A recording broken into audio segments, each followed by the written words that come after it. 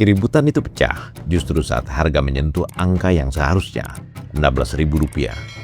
Bukan karena rakyat menolak murah, tapi karena angka ini mengguncang tata niaga yang sudah terlanjur nyaman dalam keteraturannya.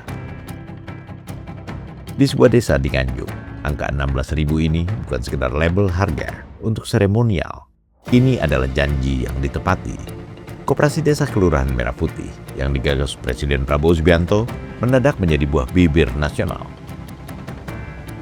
Orang kaget, ada yang senang tiada kira, tapi ada juga yang dahi berkerut, curiga sekaligus cemas akan nasib bisnisnya. Kenapa murah malah riuh? Itulah anomali di negeri ini. Rakyat sudah terlanjur disapi dengan kenyataan pahit bahwa barang subsidi adalah barang publik langka yang harganya suka-suka. Padahal barang subsidi sejatinya adalah barang yang dihadirkan dari pajak rakyat. Haram hukumnya ada tangan-tangan yang memotong, mengambil keuntungan di tengah jalan. Rakyat seolah sudah terbiasa dengan harga wajar, yang sebenarnya tidak wajar. Begitulah sistem dibenahi dan jalur dipotong. Struktur ekonomi bawah yang sudah menggurita pun berguncang hebat. Inti keributannya cuma satu, selisih. Selama bertahun-tahun, gas melon adalah perjalanan panjang yang melelahkan. Dari agen ke pangkalan, lalu beranak lagi ke pengecer, masuk ke ganggang, hingga nangkring di rak warung tetangga. Di setiap perpindahan tangan itu ada ongkos lelah yang ditambahkan, 2.000, 3.000, 5.000. Rakyat mengeluh, tapi tetap membeli karena urusan perut tidak bisa ditunda. Lalu datanglah Koperasi Desa Kelurahan Merah Putih, melakukan apa yang selama ini dianggap mustahil, memotong semua semak belukar distribusi. Gas didatangkan langsung ke jantung desa, dijual Rp16.000, bersih, tanpa embel-embel ongkos angkut atau titipan harga. Bagi warga, ini adalah oase di tengah padang pasir. Tapi bagi rantai distribusi yang selama ini hidup nyaman, ini adalah lonceng kematian. Pengecer kehilangan margin. Tengkulak tingkat kecamatan ataupun kabupaten meradang karena monopoli mereka runtuh seketika.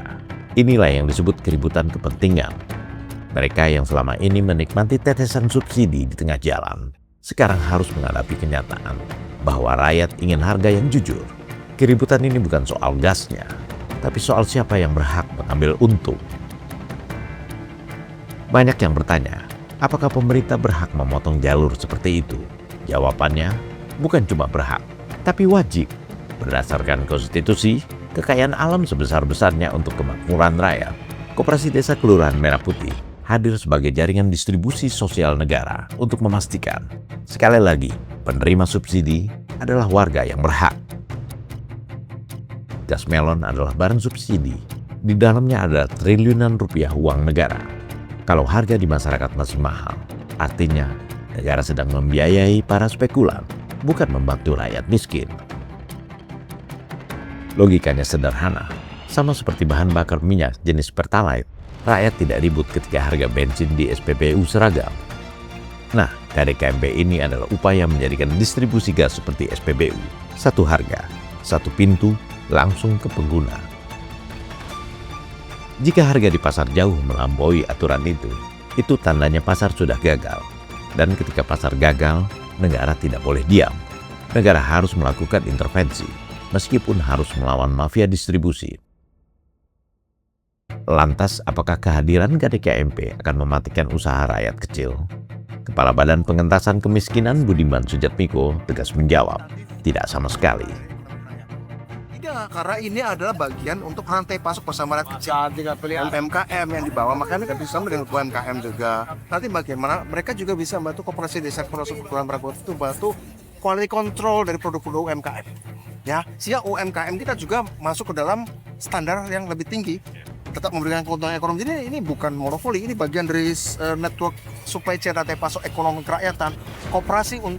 Koperasi adalah unsurnya, unsur utama dalam konstitusi kita. UMKM adalah faktual kenyataannya. BUMN juga adalah yang operasional sekarang dikonsolidasi di antara. Jadi kita melihat ada Indonesia Incorporated. BUMN adalah di antara koperasi, BUMDes, UMKM ini satu barisan. Inilah Indonesia Incorporated yang baru dulu puluhan tahun sudah dicita-citakan tapi nggak kena-kena. Ini kita lagi mau buat barisan Indonesia Incorporated. Wujud Prabowo Ini terjemah dari Krabonomics. Apa itu terjemah Krabonomics? Pro orang miskin, anti kemiskinan. Selama ini, dunia usaha dan rakyat selalu curiga pada hal-hal yang bersifat seremonial. Tapi kehadiran KDKMP mengubah itu semua. Harga di saat peresmian dan setelahnya tetap sama, Rp16.000. Di Koperasi Desa Kelurahan Merah Putih, rakyat tidak membayar harga gas yang mencekik leher, apalagi ketika ada permainan gas langka. Bagi sebagian orang, Rp16.000 hanyalah angka, tapi bagi rakyat kecil, itu adalah bentuk kehadiran negara di dapur mereka.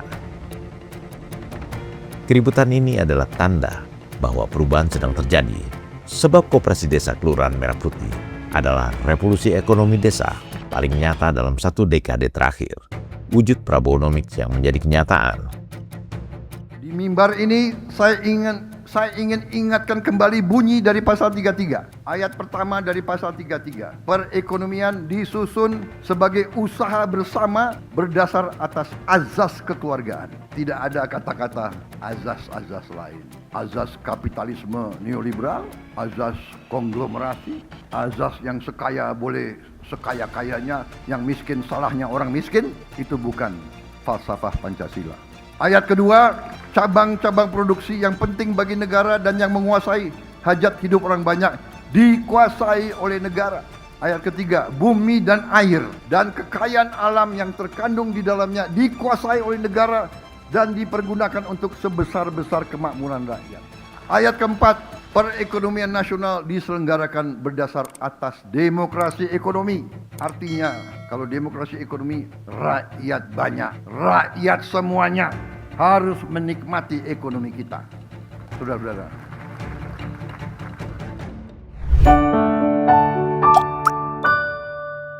Men of our time.